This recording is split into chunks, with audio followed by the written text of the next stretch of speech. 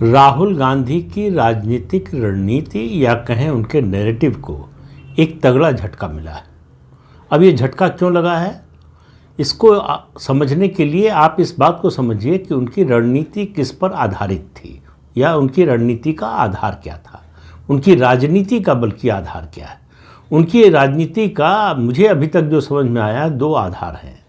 एक कि किसी एक मुद्दे को पकड़कर उसकी माला जपते रहना, और दूसरा उनकी राजनीति का आधार है कि हर जो बड़ी लाइन उनको दिखाई दे उसको छोटा करने की कोशिश। उन्होंने 20 साल की राजनीति में कभी बड़ी लाइन खींचने की कोशिश ही नहीं की।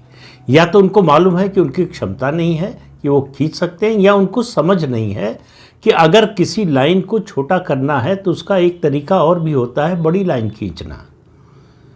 तो वो हमेशा जो है जो बड़ी लाइन है उसको छोटा करने का प्रयास करते हैं और सारी ताकत उसी में लगा देते हैं, और एक मुद्दा पकड़ लेते हैं तो फिर इस बात की परवाह नहीं करते कि उस मुद्दे पर लोगों का समर्थन मिल रहा है कि नहीं, यानी जन समर्थन मिल रहा है कि नहीं, साथी दलों का समर्थन मिल रहा है कि नहीं, या अपनी पार्टी के लोगों का समर्थन, नेताओं का और फिर कार्यकर्ताओं का समर्थन मिल रहा है या नहीं।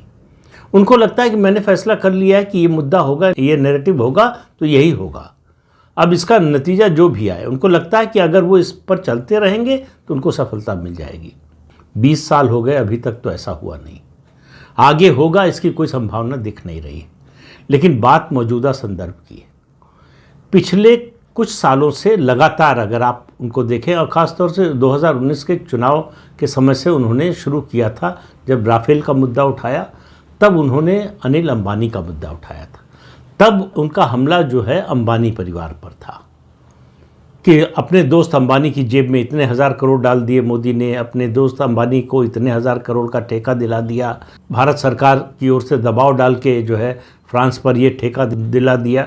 सब बातें झूठ निकली, लेकिन राहुल गांधी पर उसका कोई असर नहीं पड़ा। और उसके बाद से उनके राडार पर गौतम अडानी आ गए, अडानी ग्रुप आ गया।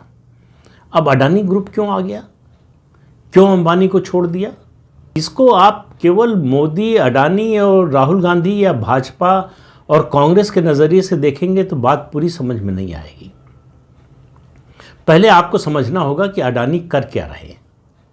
अडानी इस देश के बड़े उद्योगपतियों में से एक हैं, और उनका सारा इन्वेस्टमेंट, लगभग सारा इन्वेस्टमेंट इंफ्रास्ट्रक्चर के क्षेत्र में है, और इंफ्रास्ट्रक्चर के उस क्षेत्र में है जहां उनका मुकाबला चीन की कंपनियों से है।